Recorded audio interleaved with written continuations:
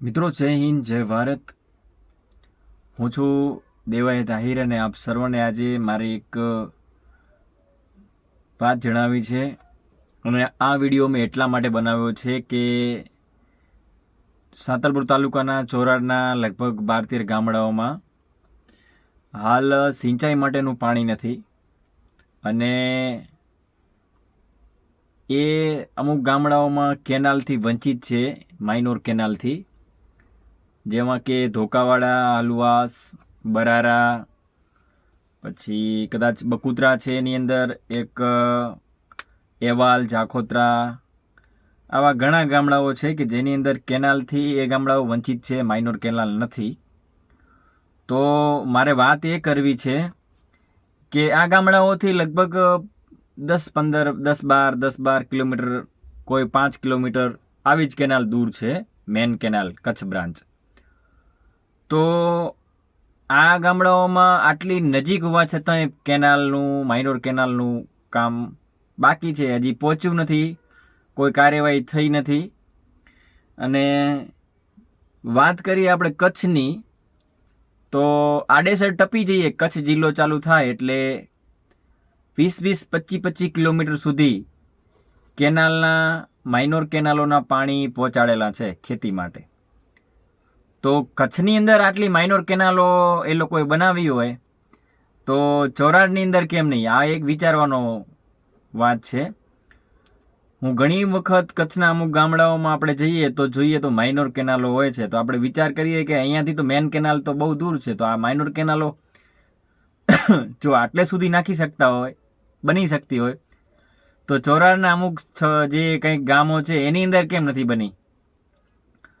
તો ખરેખર ચોરાડની અંદર જે ગામડાઓ છે એની અંદર આમે વરસાદ તો ઓછો જ પડે છે, સાંતલપુર તાલુકાના વિસ્તારોમાં, આજુબાજુના ગામડાઓમાં દર વર્ષે વરસાદ ઓછો જ છે।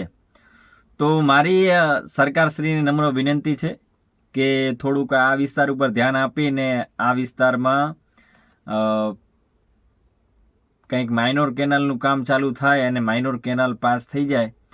પાસ તો થયેલી છે લગભગ, પણ એનું કામ કરવાનું બાકી છે, ચાલુ કરવાનું। પૈસાએ કંઈક પાસ થઈ ગયા છે, ખાલી કામ કરવાનું બાકી છે।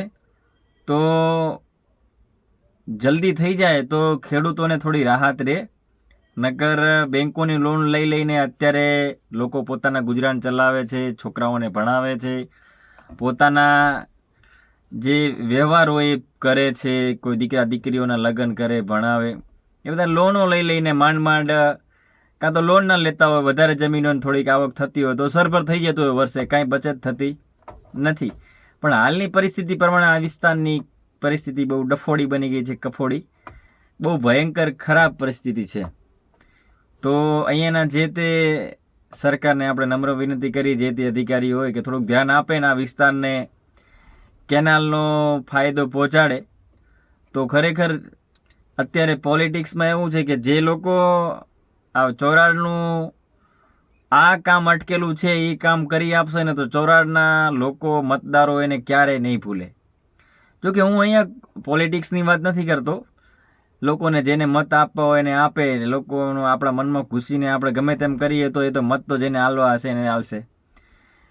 પણ મેં જ્યાં સુધી મને ખબર છે ત્યાં સુધી ચોરાડના લોકો કેનાલ માટે થઈને કોઈ પણ કાર્ય કરવા માટે તૈયાર છે, કોઈ પણ રીતે બંધાવા અમુક લોકો તૈયાર છે, અને બાંધવાની જરૂર નથી। એ લોકોનું તમે એક વખત કેનાલનું પાણી પહોંચાડી દો ને તો લગભગ જે પણ જસ લેશે કોઈ પણ અધિકારી, એને ચોરાડના લોકો ક્યારેય નહીં ભૂલે, કારણ કે લોકોને અત્યારે પાણીની બહુ જરૂર છે, સિંચાઈ માટેની, મેન સિંચાઈનું પાણી જ નથી। તો આમાં એક રસ દાખવવા જેવી વાત છે કે જલ્દી ને જલ્દી જો કોઈ આની અંદર પાણી પહોંચાડે તો લોકોને ખરેખર ફાયદો થાય એવું છે। અને એના માટે જો પોલિટિક્સ રમવું હોય, કોઈ રાજકારણનો માણસ આવે, એના માટે બહુ મોટો ફાયદો થાય એવું છે ચોરાડની અંદર। આ એક હું તમને નિખાલસ ભાવે કહું છું, કારણ કે લોકોને અત્યારે પાણી જોઈએ છે કોઈ પણ હાલમાં। તો એ પાણી આવશે તો લોકો તમને 100% મત આપશે, કે પછી બીજી જગ્યાએ મદદ કરશે. ભલે કોઈ રાજકારણવાળો સપોર્ટ ના કરે પાણી માટે, બીજો કોઈ પણ કરશે તોય લોકો એને સપોર્ટ કરશે. એટલા માટે.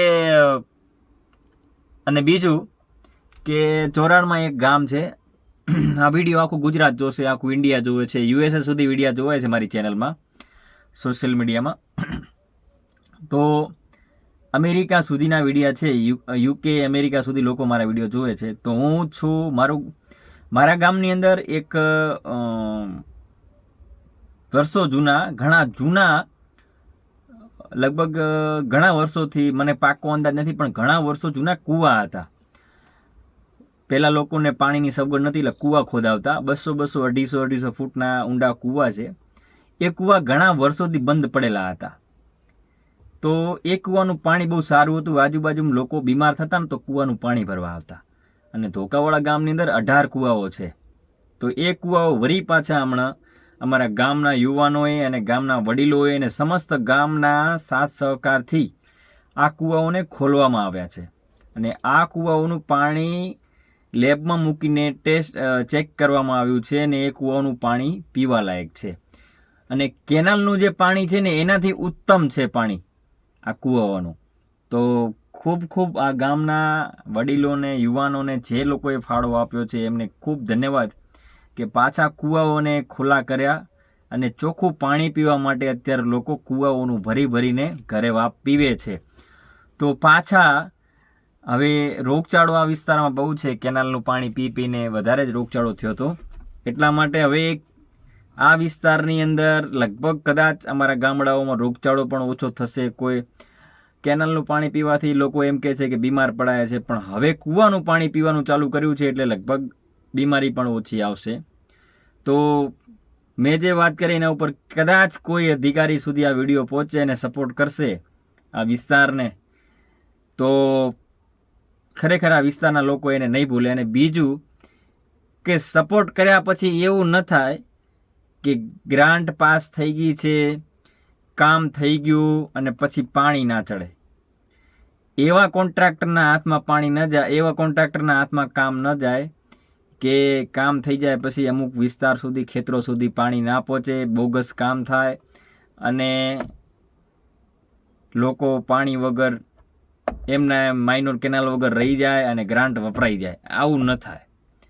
જો તમારે જસ લેવો હોય ને પોલિટિક્સમાં આગળ ટકાવી રાખવું હોય કે પછી તમે જે હોદ્દા ઉપર છો ને તમારે જસ લેવો હોય તો આ કામ કરવા જેવું છે ચોરાડની અંદર.